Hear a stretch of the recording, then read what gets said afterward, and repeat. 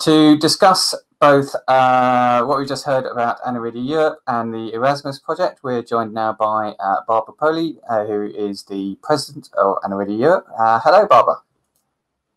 Hello. Thank you for your invitation. It's great to have you here. So if there are any questions that people have, as I say, about Aniridia or about the Erasmus project, please do put them in the chat, and we will ask them up until the break, which is coming up at 2:30, I think. I am keeping an eye on the chat. Lovely. Okay, so we start with Aniridia Europe then, because that's the thing that's just happened there. So as I say, we heard a lot about the achievements and some hints at things that are kind of coming up in terms of this research award. Could you maybe just kind of tell us a bit more about like what the kind of key projects that you're planning in Aniridia Europe, and maybe when those research funding is kind of due to report? Okay, as you saw in the presentation from Ognian, the most important thing we are participating today is Aniridia Net cost action. It will last for a couple of years more, and as you know, this is a networking project. So not research, for example, is not funded inside this project, but it allows networking, which is the basis for starting new projects. And in fact, there are many projects spinning off from this Aniridia Net work. And what we have in mind for the next year is mostly to fulfill some of the objectives of the goals of the Aniridia Net working groups. First of all, I would mention the European guidelines.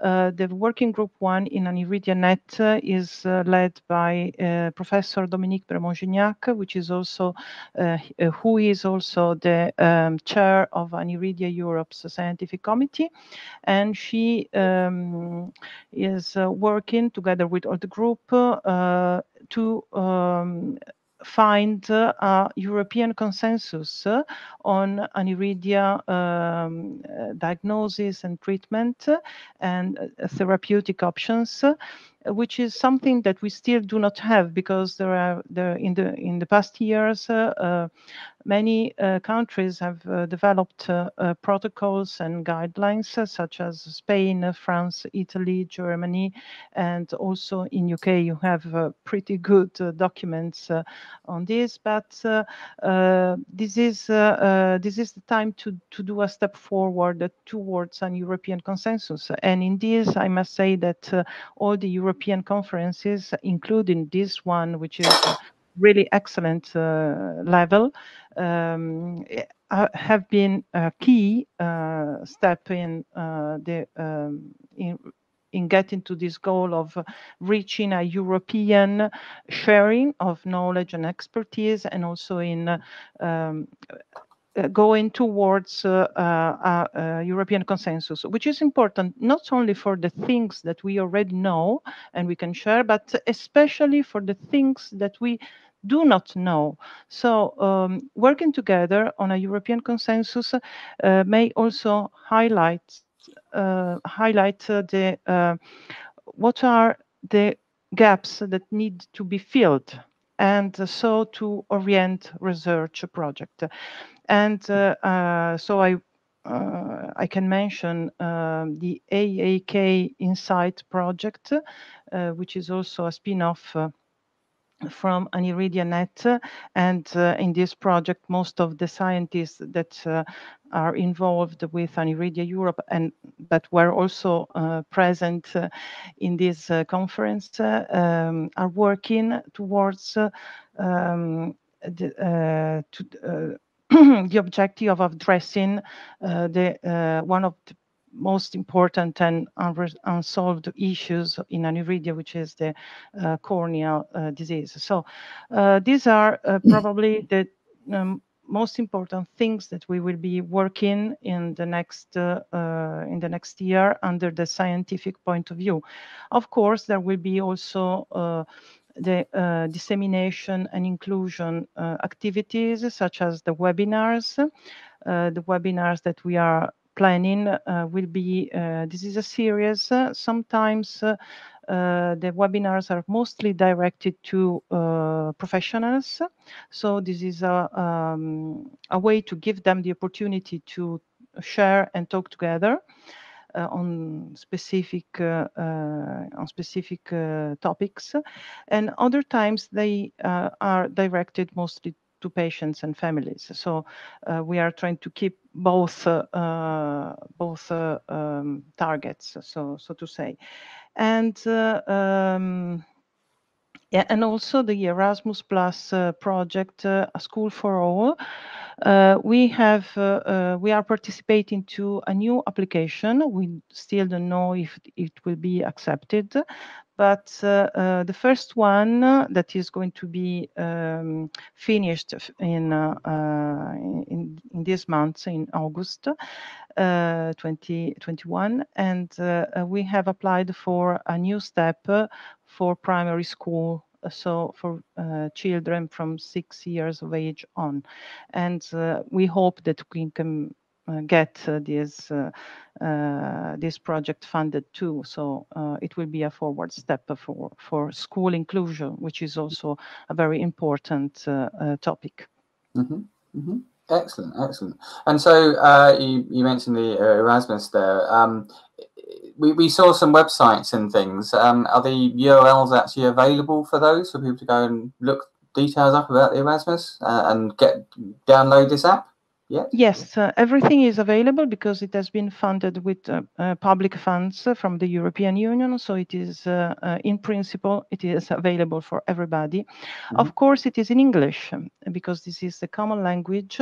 But I think that, well, it is, first of all, it is quite accessible for many people all over the world. So you can download it and use it, and also adapt it to your mm-hmm. own needs in a specific country. So the website is the platform where everything is available, and many resources are there to favor school inclusion, okay, of the pre-primary school. And how should people find that? Okay, what should they Google for? And can you put the link in the chat in a minute, perhaps? Okay, we'll put the link in the chat. What should they Google for if they're going to look for it, perhaps? It is quite easy. Just let me check. Okay.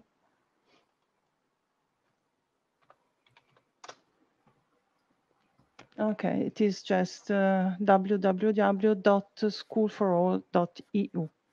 So, okay. But excellent. You can also find, obviously, on NVIDIA Europe's website.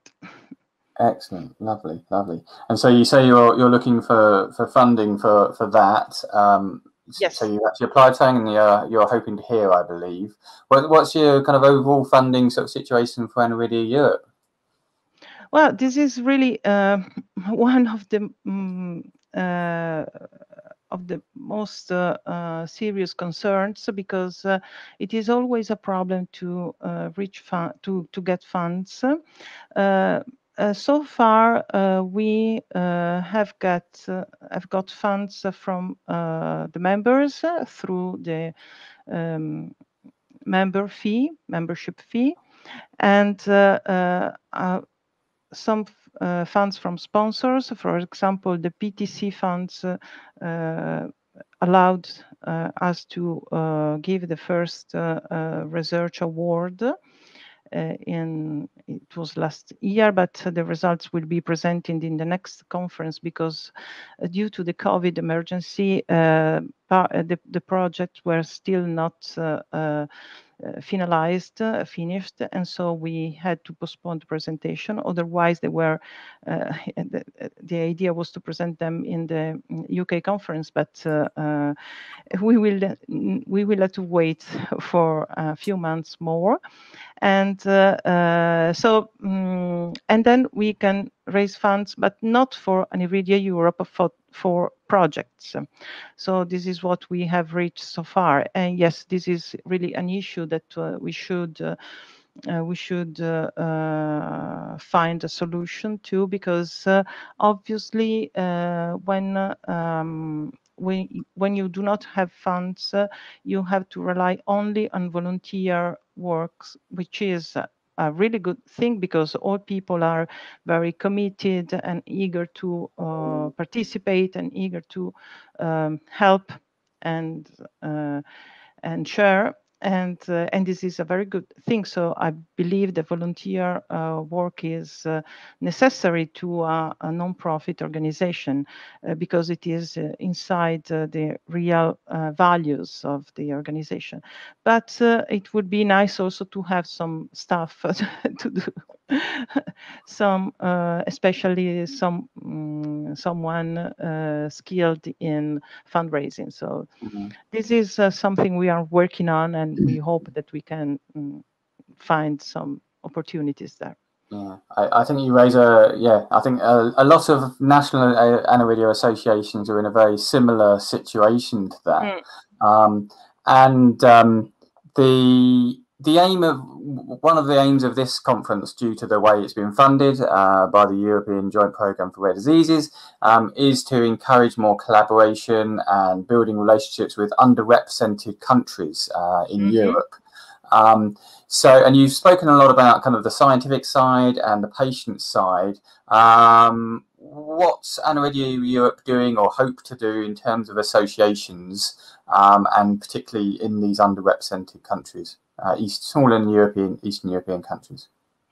Yes, well, you have seen in the presentation by Ognian that when we started, there were only 6 national associations as founding members.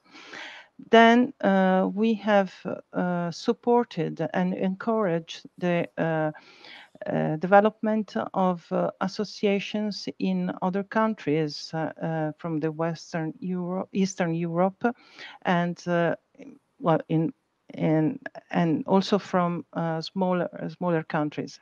Sometimes, if you don't have, let's say, the critical mass to build an association, you can still participate as an affiliate member to Aniridia Europe. But apart from this, being a member is always something that gives you some insight and opportunities to participate. But also, what it is important, what we can do now with the new technologies, is also to make everything available for everybody. And for example, there is one of our board member, Galina Janin, that we heard during her presentation on the psychological effects of rare disease such as Aniridia, and she's working a lot in creating connection with Asian countries and also with smaller groups in Europe. So we, starting from the very beginning, we have always tried to include and create opportunities.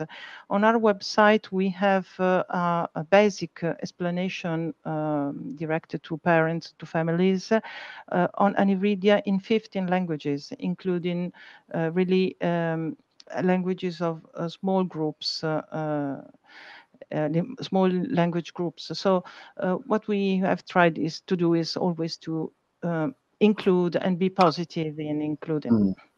Okay, thank you very much for that. So there's some questions in the chat about when the next European Aniridia conference is going to be. I believe what you said there is correct.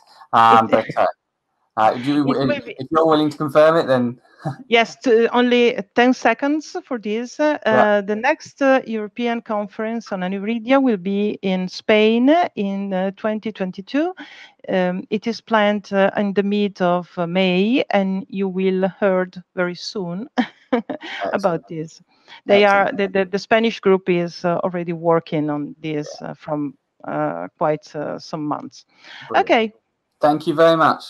Really, it was a pleasure to be here, and thank you for the invitation and for the excellent work you have done with this conference. Thank you, James, and everybody.